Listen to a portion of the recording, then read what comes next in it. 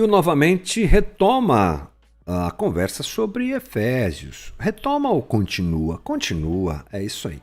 Efésios, estamos ali entrando no capítulo 4, começamos essa conversa nas últimas lives, lembrando que Paulo entra na parte prática da carta a partir do capítulo 4, ele fala sobre virtudes cristãs, muito interessante. Agora Paulo entra num assunto bem prático mesmo, que é como a comunidade deve funcionar. Como a comunidade de Deus funciona. Bacana isso, né? Para a gente pensar junto, algo interessante, penso eu que fundamental. Então vamos lá. Hoje tudo certo aqui no nosso PowerPoint aqui, nas imagens. Hoje está tudo ajustadinho, então vamos lá. Vamos pensar juntos sobre isso. Como a comunidade de Deus funciona, o funcionamento da comunidade. Hoje eu lerei aqui um texto grande, longo, são vários versículos, que nós utilizaremos para as nossas conversas a partir de agora, tá bom? Então vamos lá. Efésios 4:7 diz assim: E a cada um de nós foi concedida a graça conforme a medida repartida por Cristo. Por isso é que foi dito, quando ele subiu em triunfo às alturas, levou cativo muitos prisioneiros e deu dons aos homens, que significa ele subiu, senão que também descer às profundezas da terra. Aquele que desceu é o mesmo que subiu acima de todos os céus, a fim de encher todas as coisas. Ele designou alguns para apóstolos, outros para profetas, outros para evangelistas e outros para pastores e mestres, com o fim de preparar os santos para a obra do ministério, para que o corpo de Cristo seja edificado, até que todos alcancemos a unidade da fé e do conhecimento do Filho de Deus e cheguemos à maturidade, atingindo a medida da plenitude de Cristo. O propósito é que não sejamos mais como crianças, levados de um lado para o outro pelas ondas, nem jogados para cá e para lá por todo o vento de doutrina e pela astúcia e esperteza de homens que induzem ao erro. Antes, seguindo a verdade em amor, cresçamos em tudo naquele que é a cabeça, Cristo. Dele todo o corpo ajustado e unido pelo auxílio de todas as juntas, cresce, edifica-se a si mesmo em amor, na medida em que cada parte realiza a sua função. Muito interessante. Paulo agora passa da unidade, lembre-se que foi o assunto da nossa última conversa, a comunidade de Deus ela vive e deve viver em unidade, independente da raça, todos estão unidos como uma família em Cristo Jesus. Agora Paulo destaca que essa unidade ela não inibe a variedade. Somos diferentes. Ele parte de todos nós para cada um de nós. Agora Paulo começa a falar sobre a variedade dentro dessa família. Ele parte daquilo que temos em comum para aquilo que nos difere. Ele deixa claro que a unidade que existe na igreja, ela é multicolorida. Porque cada cristão é de um jeito, e isso é lindo, né, gente? Não somos iguais. E nem recebemos as mesmas coisas de Deus. Vamos entender melhor isso a partir dessa conversa. Somos diferentes, mas mesmo sendo diferentes, e isso é muito bom, há uma unidade. Então Paulo começa agora a falar sobre especificidade. Eu sou diferente de você, você é diferente de mim, mas estamos todos na mesma família. Nós somos diferentes e recebemos dons diferentes. Isso é interessante. Vamos lá, voltando ao texto no começo, ele diz: e cada um de nós, E a cada um de nós foi concedida a graça, conforme a medida repartida por Cristo. Por isso é que foi dito, quando ele subiu em triunfo às alturas, levou cativo muitos prisioneiros e deu dons aos homens. Então vamos lá. Paulo está falando que Deus deu dons aos homens. Essa graça citada por ele aqui, olha, a cada um de nós foi concedida a graça.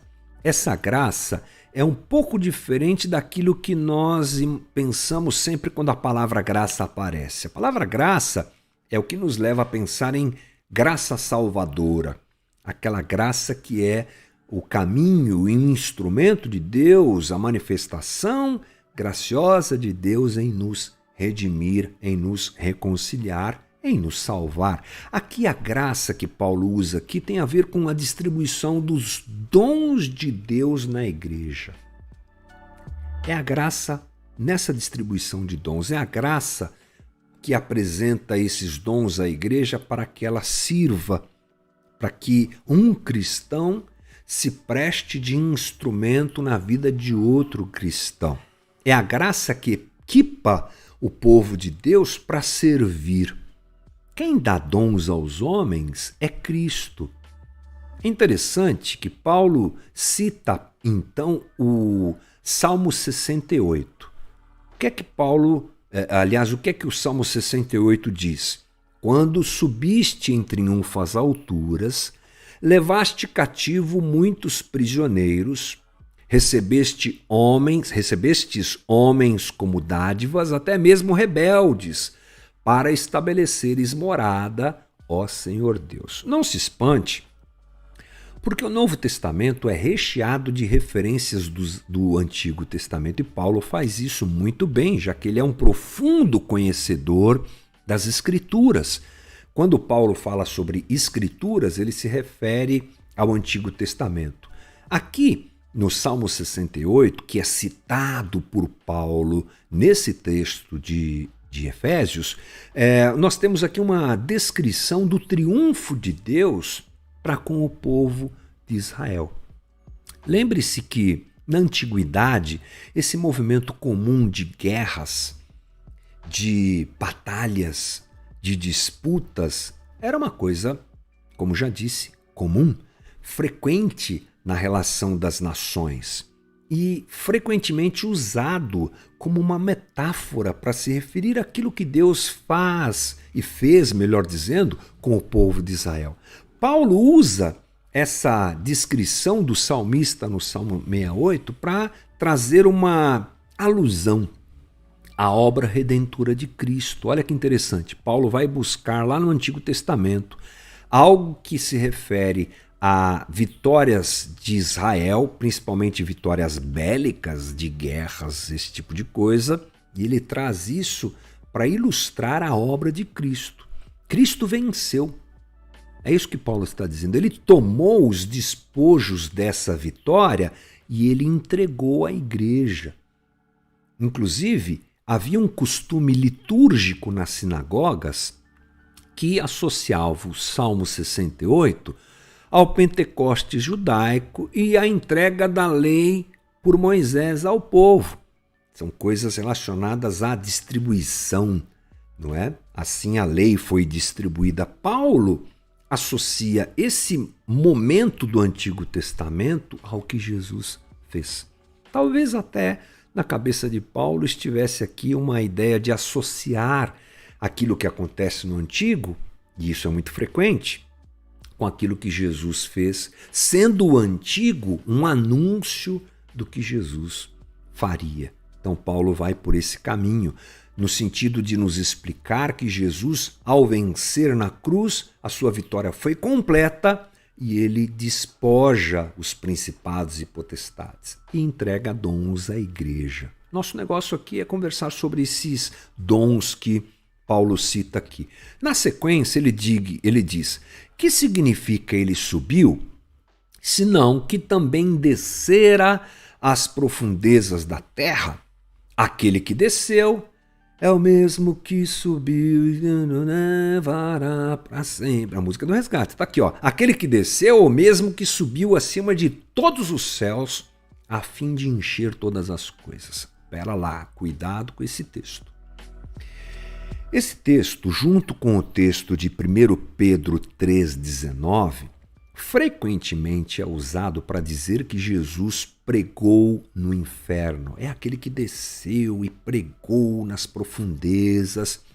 Mas não há, preste atenção, afirmação como essa é perigosa porque não há sustentação teológica para isso. Não há. Jesus, aqui, o ato dele, Paulo descrever que Jesus desceu e depois subiu, tem a ver com humilhação e exaltação. Então, cuidado com esse tipo de interpretação, né? A ideia aqui, melhor interpretada, é ligar esse texto a Filipenses 2. Lembre-se do que está lá em Filipenses 2? Seja, versículo 5, né? Seja a atitude de vocês a mesma de Jesus Cristo, que, embora sendo Deus, não considerou que o ser igual a Deus era algo que devia pegar-se, mas esvaziou-se a si mesmo, vindo a ser servo, doulos, tornando-se semelhante aos homens e sendo encontrado em forma humana, humilhou-se a si mesmo, olha aí, ó, e foi obediente até a morte de cruz. Ele foi sepultado. É nisso que Paulo se refere quando escreve lá aos Efésios. Por isso Deus o exaltou, olha aí. A mais alta posição ele deu um nome que está acima de todo nome. A ideia de Paulo é dizer, portanto, que Jesus foi humilhado absolutamente. Uma humilhação que nós nem conseguimos avaliar muito bem. Paulo descreve melhor isso aqui em Filipenses. Aquele que é Deus e se desapega do fato de ser Deus e mergulha em humildade completa, se tornando doulos, servo, Kyrios.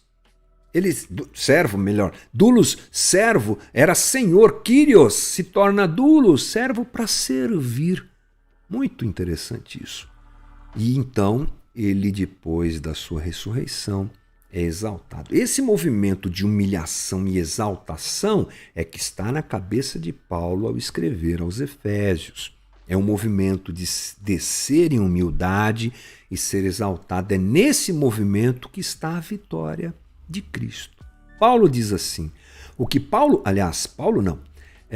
John Stott diz assim, o que Paulo tem em mente, portanto, não é tanto a descida e a subida em termos espaciais, mas sim humilhação e exaltação, sendo que esta última trouxe a Cristo a autoridade e o poder universais.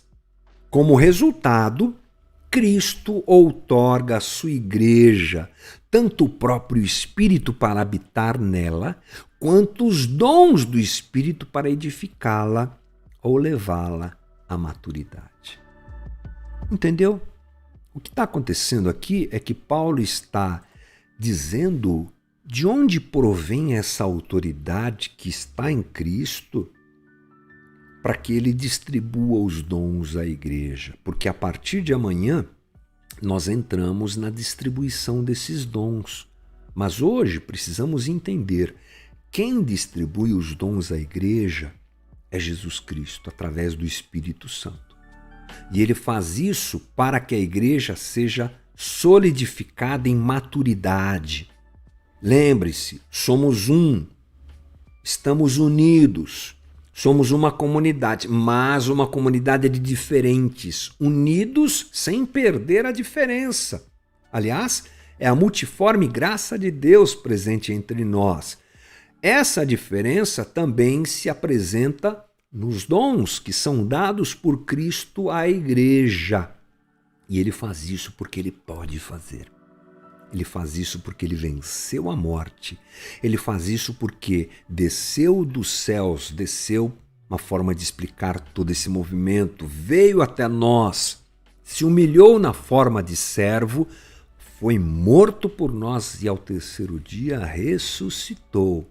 Venceu todos os principados, potestades, tudo que você pode imaginar. Venceu a morte. Ele tem nas mãos todo o poder.